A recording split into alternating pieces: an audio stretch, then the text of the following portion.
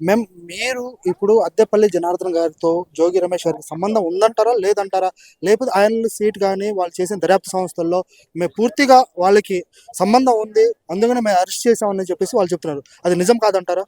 Sir ఇప్పుడు అద్దేపల్లి జనార్దన్ రావు గారు పక్కన కూర్చొని ఫోటో దిగినంత మాత్రాన ఆయనకి రమేష్ అన్నకి సంబంధం ఉన్నట్టు చెప్పేస్తారా? నేను ఒక హీరోయిన్ పక్కన హీరో పక్కన నుంచొని ఉంటా, వాళ్ళకి నాకు స్నేహపూర్వక సంబంధాలు ఉన్నాయని చెప్పేస్తారా? ఇది కేవలం డైవర్షన్ పాలిటిక్స్ లో ఒక భాగం. ఇది కాశీబుగ్గలోని అంతమంది 9 మంది 10 మంది పైగా మరణిస్తే ఆ విషయాన్ని డైవర్ట్ చేయడానికి, అంటే ఆంధ్రప్రదేశ్ మొత్తం అటు కాకుండా ఇటు పొలిటికల్ పరంగా డైవర్షన్ అవ్వడానికి ఒక పార్ట్ అన్నమాట. ఇకపోతే మా రమేష్ అన్న సాక్షాత్తు దుర్గమ్మ సన్నిధిలోకి వెళ్ళి అమ్మవారి సాక్షిగా ప్రమాణం చేశారు. నేను ఏ తప్పు చేయలేదని కుటుంబ సమేతంగా ప్రమాణం చేసింది మా అన్న. కనీసం మా అన్న చేసిన ప్రమాణం వాళ్ళు స్వీకరించి కనీసం వాళ్ళ ఇంట్లో దేవుడి ఫోటో మీదైనా ప్రమాణం చేశారా? చేయలేదు కదా. అద్దేపల్లి జనార్దన్ రావు ఇప్పుడు ఎన్నాళ్ళు 16 నెలల పాటు కూటమి ప్రభుత్వం ఏం చేస్తుంది? ఒక విధంగా మా రమేష్ అన్న ఎంతమంది బ్రతుకులు కాపాడారు? నారావారి సారా తాగి ఎంతమంది మరణాలు సంభవించకుండా ఇక్కడ కాపాడింది ఎవరు? వారి మరణాలు ఆగకుండా కాపాడింది ఎవరు? రమేష్ గారే కదా. అటువంటి వ్యక్తిని ఒక కుట్రపూరితంగా, కక్షపూరితంగా ఒక టాపిక్ డైవర్ట్ చేయడానికి అరెస్ట్ చేయడమే తప్ప ఇందులో ఎటువంటి లేదు. మా అన్న సిబిఐ ఎంక్వైరీకి రెడీ అన్నారు, అలాగే లైవ్ డిటెక్ట్ టెస్ట్ కూడా రెడీ అని చెప్పారు. ఇంతకన్నా ఒక దమ్మున్న నాయకుడు, గట్స్ ఉన్న నాయకుడు ఇంతకన్నా ఛాలెంజ్ చేస్తాడు ఎక్కడైనా? ఆయన తప్పు చేస్తుంటే నిజంగా ఆయన ఇలా విచారణ చేయండి అంటే అడగరు కదా. ఆయన తప్పు లేదు కదా. ఆయన భయపడే వెళ్ళి తన కనకదుర్గ గుడిలో ప్రమాణం చేశాడు. అది నిజం కాదంటున్నారు. దాని మీద మీ స్పందన ఏంటి? సరే, వాళ్ళు ధైర్యంగా ఉన్నారు కదా, వాళ్ళు వెళ్ళి చేయమనండి ప్రమాణం. భయపడి మేము చేసాం కదా, వాళ్ళు చాలా ధైర్యంగా ఉన్నారు కదా, ఇక్కడికి వచ్చి చేయమనండి. దుర్గమ్మ గుడిలో లేదా వాళ్ళ ఇంట్లో దేవుడి పూజ మందిరం ఉంటది కదా, అక్కడికి వెళ్ళి ఫోటో మీద ప్రమాణం చేసి ఒక పెట్టమనండి. పనికి మాలిన చెత్త మీటింగ్లు ఇవన్నీ పెట్టుకొని డైవర్షన్ పాలిటిక్స్ ఈ కూటమి ప్రభుత్వంలో ఒక భాగం. కూటమి ప్రభుత్వం ముఖ్య ఉద్దేశం ఏంటంటే తిన్నాం, పడుకున్నాం, లేచాం, వైసీపీ వాళ్ళ మీద కేసులు పెట్టేశాం, ఇదే పని. ఇక్కడ ఆంధ్రప్రదేశ్ లో సమస్యలు లేవా? రైతుల సమస్య కాదా? విద్యార్థులు ఎంత మంది రోడ్డు మీదకి వచ్చి ధర్నాలు చేస్తున్నారు? ఇవన్నీ కనిపించవా కూటమి ప్రభుత్వానికి? లేదు, వైసీపీ వాడు మేము రోడ్డు మీదకి వస్తే మా మీద కేసు, మేము రోడ్డు మీద నడిస్తే మా మీద కేసు, తిరిగి మేము క్వశ్చన్ వేస్తే కేసు, ఇదే నడుస్తుంది. కూటమి ప్రభుత్వం కేసుల ప్రభుత్వం, అంతమించి ఇంకేం లేదు ఇందులో. అయ్యో, ఆయన పాత్ర లేకుండా ఏం జరుగుతుందండి? ఇక్కడ అంత కల్తీ జరుగుతున్నా కనీసం ఎక్సైజ్ డిపార్ట్మెంట్ వాళ్ళు కూడా పాల వ్యానుల్లో తీసుకొచ్చారు స్పిరిట్ అని చెప్తున్నారు. మరి అలాంటప్పుడు ఆయన సమక్షంలో జరిగింది ఆయనకు సంబంధం లేదంటారు. అసలు ఆయన నియోజకవర్గంలో ఎమ్మెల్యే ఉండి గతంలో ఆయనే ఉన్నాడు, అభివృద్ధి జరగలేదని. మరి ఇప్పుడు 80% చేశారు అంటున్నారు. 80% ఏంటంటే వాళ్ళ దృష్టిలో రోడ్డు అటు ఇటు వేసి మధ్యలో వదిలేయడం 80%. ఏ పథకాలు ఇచ్చారని, ఏవి అక్కడ పథకాలు, ఏవి సూపర్ 6 లో పథకాలు, ఏవి 143 143 రకాల పథకాలు, వీటన్నిటిని దారి మళ్లించడానికి మా రమేష్ అన్న, సాక్షాత్తు మా దేవుళ్ళ లాంటి రమేష్ అన్న మీద, వాళ్ళ కుటుంబం మీద కక్ష సాధించడానికి ఆడవాళ్ళ మీద కేసులు పెడతారండి. ఇంత చేతగానే ఇంకేమనాలి వీళ్ళని?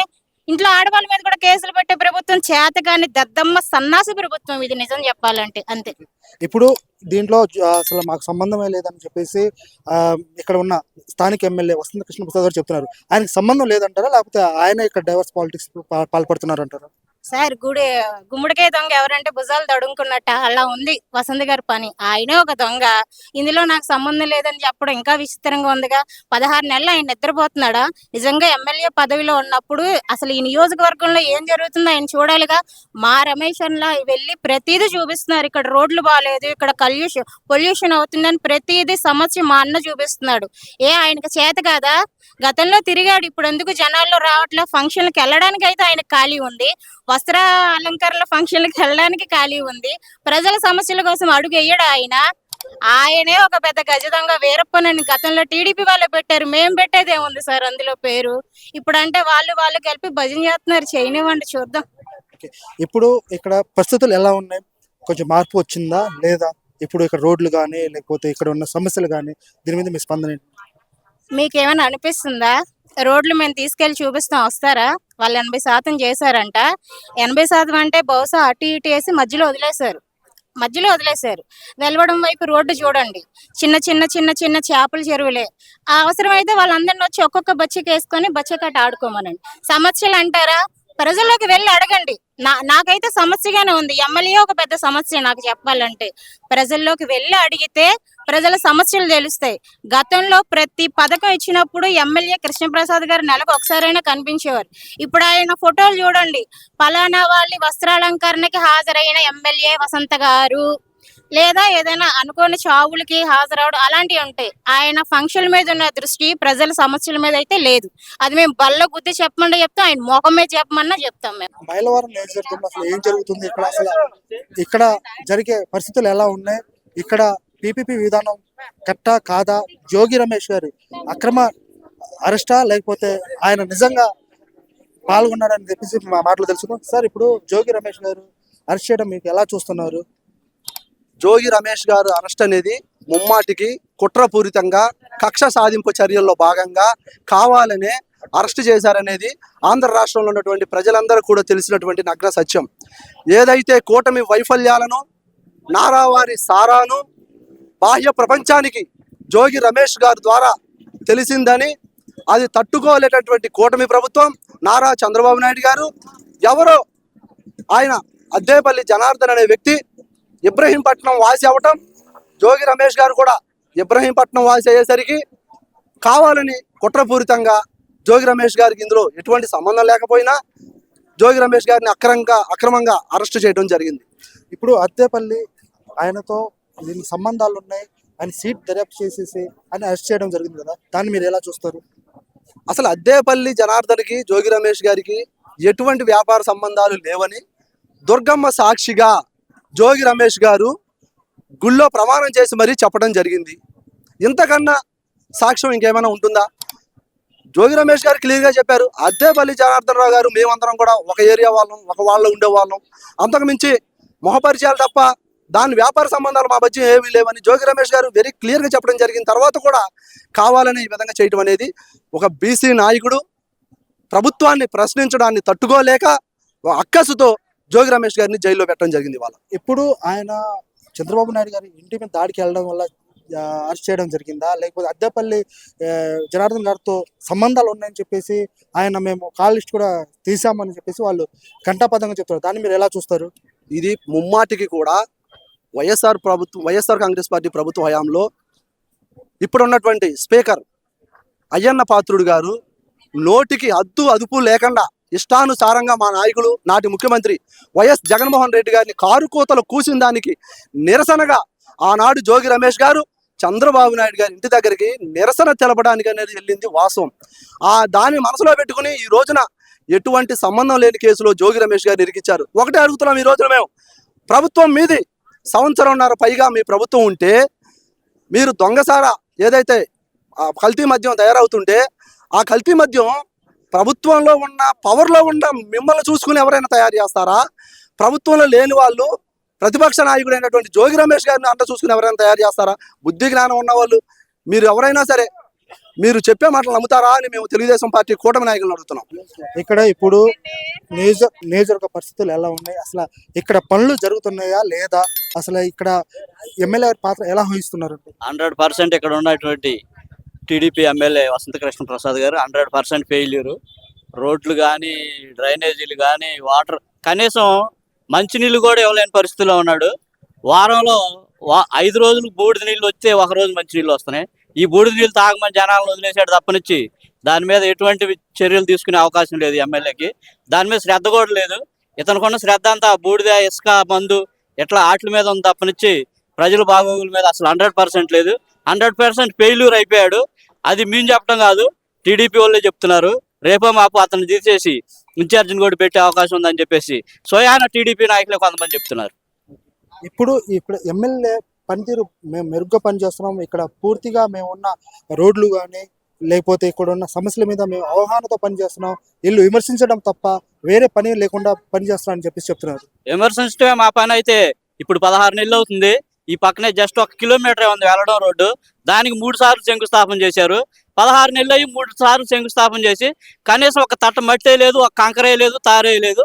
అక్కడే తెలిసిపోతుంది అతని పనితనం ఏంటనేది. అతను ఎమ్మెల్యే అయ్యుండి అతను శంకుస్థాపన చేసి 3 సార్లు చేసి 16 నెలలైనా ఎంతవరకు మొదలు పెట్టలేదంటే అతను 100% failure MLA. State IT wing secretary general secretary వచ్చేసి తుమ్మల నారాజు గారు ఉన్నారు. నారాజు గారు, ఇక్కడ నిజంగా జోగి రమేష్ అక్రమ మద్యంలో పాల్పడ్డారా, లేకపోతే ఆయన కావాలనే ఇరిగిచ్చారా? అసలు జోగి రమేష్ గారి ముందు మాట్లాడుకోవాలంటే ముందు మనం చెప్పుకోవాల్సింది ఈ కూటమి ప్రభుత్వం ఈ చేసేటటువంటి పనికిమాలిన వ్యవస్థ, దీంట్లో ఒక దౌర్భాగ్యమైన పరిస్థితులు ఏర్పడ్డాయి. రాష్ట్రంలో ఈ 16 నెలల నుంచి ఎక్కడైనా ఎవరైనా అడగండి, మేము చెప్పాల్సిన అవసరం లేదు. ఈరోజు ప్రజలందరికీ పూర్తిగా ఇక్కడ ఏం జరుగుతుందని వాళ్ళకి అవగాహన వచ్చేసింది. మేము ఇంటింటికి వెళ్ళి ఈరోజు ఇది అది అని చెప్పాల్సిన అవసరం లేదు. ఈ రోజుల్లో ఏదైనా సరే కక్షాదింపు చర్యలు. అసలు డైరెక్ట్ గా చంద్రబాబు నాయుడు గారే మొహమే చెప్తున్నారు, వైసీపీ కార్యకర్త అనే వాళ్ళకి నాయకులను ఏ పని చేయొద్దు. అసలు ఆయన ముఖ్యమంత్రినా? ముఖ్యమంత్రి ఉండే అర్హత ఆయనకు ఉందా? వైసీపీ ప్రభుత్వంలో ఉన్న ఏదున్నా సరే జగన్మోహన్ రెడ్డి గారు మనస్ఫూర్తిగా ప్రతి ఒక్కళ్ళకి కులం సంబంధం లేదు, పార్టీ సంబంధం లేదని పని చేసుకొని ఆయన తీసుకొస్తే, ప్రభుత్వాన్ని నడిపి ఒక విజయవంతంగా చేసుకొస్తే, వీళ్ళు ఒక పనికిమాల వ్యవస్థ తయారు చేసుకొచ్చి రెడ్ బుక్ రాజ్యాంగం అనుకుంటా కులాల పరంగా మతాల పరంగా విభజించి రాజకీయాల పరంగా వైసీపీ అంటే వైసీపీకి ఎవరు ఏది చేయొద్దు, వైసీపీ కార్యకర్తలు వచ్చినా అని చెప్పేసి అని స్పష్టంగా చెప్పిన వ్యక్తి సీఎం చంద్రబాబు నాయుడు. ఇక్కడ అక్రమ మద్యానికి ఇక్కడ ఉన్న జనార్దన్ గారికి కానీ, లేకపోతే జోగి రమేష్కి వాళ్ళకి పూర్తిగా సంబంధాలు ఉన్నాయని చెప్పేసి వాళ్ళు క్లియర్గా చెప్పారు. ఎందుకంటే వాళ్ళ కాల్ హిస్టరీ కానీ అవి తీశారు. అది నిజం కాదంటారా మీరు? ఇప్పుడు ఈరోజు ఇక్కడికి రాజీవ్ గారు వచ్చారు, జోగి రమేష్ గారు తనయుడు. నెక్స్ట్ మన దేవినేని అవినాష్ గారు వచ్చారు. వీళ్ళందరితో 100 మంది ఇక్కడ ఫోటోలు దిగారు. ఎంతో మంది దిగారు. దాంట్లో ఇన్ఫార్మర్లు ఎంతమంది ఉన్నారు, నిజంగా వైసీపీ వాళ్ళు ఎంతమంది ఉన్నారు, టీడీపీ వాళ్ళు ఎవరో తెలిసింది. అభిమానంతో వచ్చిన వాళ్ళందరూ దిగుతారు. ఇలాగే ఒక జనార్దన్ అనే వ్యక్తి ఎవరైనా సరే వచ్చి గతంలో ఎప్పుడో ఫోటో దిగి ఆయన ఎమ్మెల్యే మంత్రిగా ఉన్నప్పుడు ఫోటో దిగినట్టు తీసుకొచ్చి ఇదిగో మాతో పాటు ఫోటో దిగాడు, మాతో చేపించాడు అనే ఒక పనికి మాలినటువంటి మాటలు చెప్పినట్టు వ్యక్తిని తీసుకెళ్లి లోపల పెట్టడం అనేది ఎంత దుర్మార్గం, అంత దుర్మార్గం. దాని గురించి అసలు మనం ఆయన చేశారు అనడానికి అసలు సాక్ష్యం ఏది? ఈ రోజు వరకు, ఇన్ని రోజుల వరకు వాళ్ళు ఏదైనా సరే ఇదిగో ఇదని చూపించారు. చాటింగ్ నేను చెప్తాను, చాటింగ్లు నేను తీసుకొస్తా, నేను చదువుకున్న వ్యక్తినే, నేను తీసుకొస్తా, నేను క్రియేట్ చేస్తా. ఈరోజు ఆర్టిఫిషియల్ ఇంటెలిజెన్స్ వచ్చింది, దాంట్లో ప్రతి ఒక్కరిని తీసుకొచ్చి కూర్చోబెట్టి ఏదైనా క్రియేట్ చేయొచ్చు. వాళ్ళు చేసింది ఏముంది? వాళ్ళు క్లియర్గా చూపించారా ఈ నిజంగా ఈ జరిగింది, ఈ విధంగా పలానికి బలమైన సాక్ష్యం ఉంది అని ఏదన్నా ఉందా? ఆయన చెప్పాడంటే వీళ్ళు తీసుకెళ్ళి లోపల పెట్టారు. చెప్తే లోపల పెట్టలే, నేనే చెప్తాను చంద్రబాబు నాయుడు గారి మీద, ఆయన నాతో తిరిగాడు, వాళ్ళ అబ్బాయి నాతో తిరిగాడు అని చెప్పి నేను తిరిగాను అనుకో, అప్పుడు ఆయన మీద ఆల్రెడీ కేసు పెడతారా లోపల పెట్టి? ఎంత ఏంటంటే దుర్మార్గమైన చర్య. జోగి రమేష్ గారి మీద దుర్మార్గంగా వాళ్ళ మీద చేసేటటువంటి అక్రమంగా ఆయన మీద కేసులు బనాయించడమే. దీనిలో ఎటువంటి ఇది లేదు వేరేది. సార్, మీరు ఇక్కడ ఏమనుకుంటున్నారు? అసలు ఇక్కడ నిజంగా అద్దెపల్లి జనార్దన్ గారికిను జోగి రమేష్కి సంబంధాలు ఉన్నాయి, వాళ్ళు ఘంటాపథంగా చెప్తున్నారు. వాళ్ళకి ఏమేమి ఉన్నాయి అనేది వాళ్ళు కూడా క్లియర్ గా ప్రెస్ మీట్ లో పెట్టి చూపిస్తున్నారు. అది నిజం కాదంటారా? మీరు ఎందుకు ఒప్పుకోలేకపోతున్నారు? ఇప్పుడు ప్రజెంట్ ఇక్కడ స్థానిక ఎమ్మెల్యే గారు కూడా అద్దెపల్లి జనార్దన్ నా దగ్గరికి వచ్చి బెల్ట్ షాపులు తీయొద్దని చెప్పాడని చెప్పారు. మరి ఆయనకు కూడా సంబంధం ఉన్నట్టేనా? తంబళపల్లి నియోజకవర్గం జయచంద్రారెడ్డి అనేవాడు నా ఫ్రెండ్, నాతో పాటు సహవాసం చేసేవాడు అన్నవాడిని ఇంతవరకు పట్టుకోలేదు. మరి అలాంటిది అసలు ఎక్కడ లెక్కర్ జరుగుతుంది, ఇక్కడే జరుగుతుంది, ఇబ్రహీంపట్నంలో జరుగుతుందని పట్టుకున్న జోగి రమేష్ గారిని తీసుకెళ్లి లోపలేశారు. ముఖ్యంగా దీంట్లో ఒకటి చూడాల్సింది ఏంటంటే, జోగి రమేష్ గారే హైకోర్టులో దీన్ని సిబిఐకి అప్పచెప్పండి అని వేస్తే ఆయన ముద్దాయి అనుకోవాలా కావాలనుకోవాలా? మనం ఒక ముద్దాయి ఎక్కడన్నా నేను తప్పు చేసినట్టు ఎక్కడన్నా సిబిఐకి ఏమని చెప్తారా? సిట్టు గొప్పదా లేకపోతే సిబిఐ గొప్పదా? సిట్లో నిజాలు బయటకు వస్తాయి లేకపోతే సిబిఐలో నిజాలు బయటకు వస్తాయా? ఇప్పుడు ఈ ఫస్ట్ నుంచి మనం ఈ కూటమి ప్రభుత్వం వచ్చిన కాడ నుంచి డైవర్షన్ పాలిటిక్స్ చూస్తున్నాము. మొన్నటిదాకా కూడా రమేష్ గారిని అన్ని ఎత్తు చూపించినాక అరెస్ట్ చేయలేకపోయారు. ఎప్పుడైతే మరి దేవాలయంలో తొక్కిసలాట ఘటన జరిగిందో ఎక్కడ దాని ఉనికితో ప్రజల్లో మైనస్ అవుతామనే ఒక అసంతృప్తి భావంతో జోగి రమేష్ గారిని లోపలేశారు. స్థానికంగా ఉన్న మైలవరం నియోజకవర్గంలో బూడిద మీద కానివ్వండి, రోడ్ల మీద కానివ్వండి, రైతుల సమస్యల మీద కానివ్వండి, అట్లా ప్రతి సమస్యలో కూడా ఆయన ఎలుగెత్తి చూపించి కూటమి ప్రభుత్వం దుష్ట ప్రభుత్వం ఏమీ చేయట్లేదని, ఈ స్థానిక ఎమ్మెల్యే కూడా ప్రజలు పట్టించుకోవట్లేదని మొత్తం ఏలెత్తి చూపిస్తున్నాడని, ఈయన ఎట్లయితే లోపల ఉంచితే ఎక్కడైతే వైసీపీ కార్యకర్తలు కానీ నాయకులు కానీ బయటికి రారు కాబట్టి ఇలాంటి అక్రమ కేసులు పెడితే వీళ్ళు కూడా భయపడి లోపల ఉంటారని ఇది అక్రమంగా అరెస్ట్ చేశారు. ఈరోజు చూశారు, మీరే చూశారు, ఈరోజు మీడియా పరంగా మీరే చూశారు ఎంతమంది జనం వచ్చారు, ఎంతమంది. రమేష్ గారిని లోపల పెట్టినంత మాత్రాన ఎక్కడా కూడా పార్టీ కార్యక్రమాలు ఆగవో. ఇది ఫ్యాబ్రికేటెడ్ అనేది అందరికీ తెలుసు. ఇప్పుడు ఒక సాక్షాత్తు ఒక స్థానిక ఎమ్మెల్యేనే మీడియాలో ఒక జరగని చాటింగ్ తీసుకొచ్చి చూపించి ఇది నిజమన్నప్పుడు మరి అది నిజమైనప్పుడు రమేష్ గారు చూపించింది నిజం కాదా? మరి వాళ్ళు కూడా చేసినట్టు ఉంది కదా, వాళ్ళని కూడా అరెస్ట్ చేయాలి కదా. ఎక్కడైనా ఫస్ట్ లో నా ఫోన్ అనేది అసలు లేదు, ముంబైలో నా ఫోన్ పోయిందన్న వ్యక్తి దగ్గర నుంచి చాటింగ్ బయటకి ఎట్లా వచ్చింది? అసలు ఎవరు ఇచ్చారు అది? అసలు వీడియో అనేది ఎవరు తీశారు? ఇన్వెస్టిగేషన్ జరిగినప్పుడు వీడియో ఎవరు బయట పెట్టాలి? కోర్టుకి సమర్పించాలి. కానీ బయట వీడియో ఎట్లా వచ్చింది? దాని మీద సమాధానాలు ఉండవు. కానీ దీని మీద ప్రశ్నించే జోగి రమేష్ గారి మీద మాత్రం అక్రమ అరెస్టులు, ఆయన ఏదో ఒకటి చేయాలని చెప్పి ఒకటే చెప్తున్నాం. రాబోయే రోజుల్లో ఈ మైలవరం నియోజకవర్గం నుంచి జోగి రమేష్ గారు నిలబడతారు, పెద్ద ఎత్తున మెజార్టీతో గెలుస్తారు. వసంత కృష్ణప్రసాద్ అనే వ్యక్తి ఎటుపోతారో కూడా తెలియదు. ఎందుకంటే స్థానికంగా ఆయన మీద నింద ఉన్నా కానీ ఇప్పుడు జోగి రమేష్ గారు ఎప్పుడో పాతకాలం 10 సంవత్సరాల ఫోటో తీసుకొచ్చి ఆయనకు సంబంధం ఉన్నట్టు కడతాను. నాకు ఫోన్ చేసి బెల్ట్ షాప్ తీయొద్దన్న వ్యక్తి మాత్రం ఎటువంటి చర్యలు తీసుకోవచ్చు. ఇది అక్రమం. అక్రమం అనే ప్రజలు కూడా ప్రతి ఒక్కరు అనుకుంటున్నారు.